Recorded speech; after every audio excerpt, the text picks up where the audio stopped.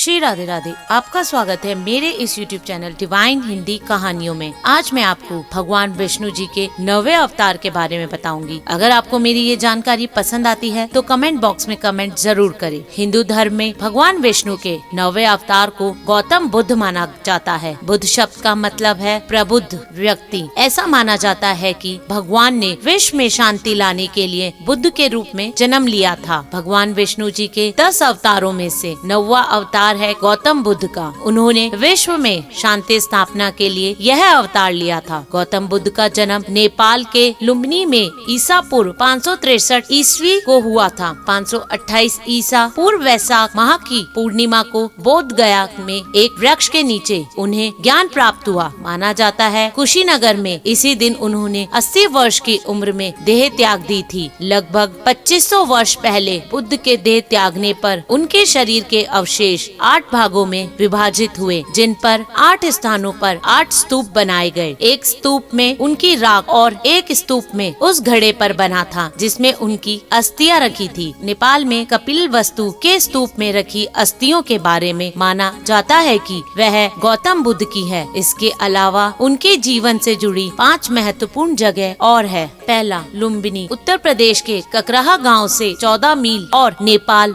भारत सीमा से कुछ दूर पर बना है। रुमिनोदोई नामक गांव ही लुम्बिनी है जो गौतम बुद्ध के जन्म स्थान के रूप में प्रसिद्ध है। दूसरा, बोध गया। यह स्थान बिहार के प्रमुख हिंदू पितृ तीर्थ गया के में स्थित है। गया एक जिला है। इसके स्थान पर बुद्ध ने एक वृक्ष के नीचे ज्ञान प्राप्त किया था। तीसरा, सारनाथ। यह जगह उत्तर प्रदेश के वाराणसी के पास है जहाँ बुद्ध ने ज्ञान प्राप्त करने के बाद अपना पहला उपदेश दिया था। यहीं से उन्होंने धर्म चक्र प्रवर्तन प्रारंभ किया था। चौथा है कुशीनगर। उत्तर प्रदेश के देवरिया जिले में स्थित इस जगह पर महात्मा बुद्ध ने महापरिवर्तन बुद्ध का महापरिनिवारण हुआ था। गोरखपुर जिले में कसिया नामक जगह में ही प्राचीन कुशीनगर है। यहाँ पर बुद्ध के 8 स्तूपों में से एक स्तूप बना है जहाँ बुद्ध की अस्थियां रखी हुई है। श्रावस्ती का स्तूप बहराइच के 15 किलोमीटर सटमठेस नामक गांव ही प्राचीन श्रावस्ती है। बुद्ध लंबे समय तक श्रावस्ती में रहे। कहा जाता है कि इस स्थान पर 27 सालों तक भगवान बुद्ध रहे। यहाँ भगवान बुद्ध ने नास्तिकों को सही दिशा दिखाने के लिए कई चमत्कार किए। इन चमत्कारों में बुद्ध ने अपने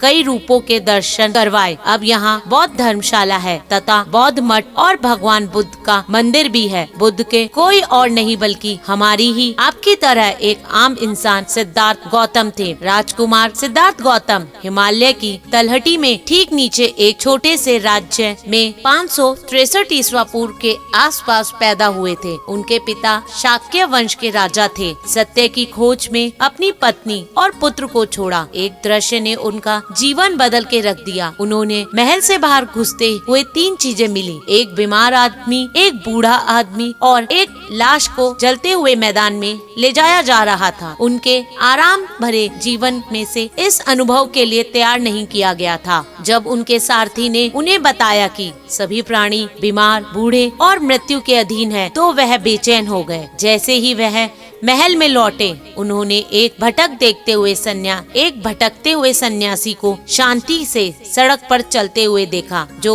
बागे पहने हुए था और एक साधु का कटोरा लेकर चल रहा था। तब उन्होंने पीड़ा की समस्या के उत्तर की तलाश में महल छोड़ने का संकल्प लिया। उनकी पत्नी और बच्चे को बिना जगाए चुपचाप विदा करके अपने बात करने के बाद वह जंगल के किनारे पर चले गए। वहां उन्होंने अपनी ही तलवार से अपने लंबे बाल काट लिए और एक तपस्वी जैसे साधारण कपड़े पहन लिए। सिद्धार्थ गौतम 35 साल की उम्र में बुद्ध बन गए। कहा जाता है कि जैसे जैसे बुद्ध की प्रसिद्धि फैलती गई, राजाओं और दूसरे धनी लोगों उनके संपर्क और बाग बगीचे दान कर दिए। लेकिन इसके बावजूद भी बुद्ध ने पूरा जीवन घुमेंतु साधु के रूप में अपने भोजन की भिक्षा मांगने और ध्यान में बिता दिया। धन्यवाद। अगर आपको मेरा ये चैनल पसंद आता है तो मेरे इस चैनल को लाइक, सब्सक्राइब तथा शेयर करना ना भूले। श्री राधे राधे।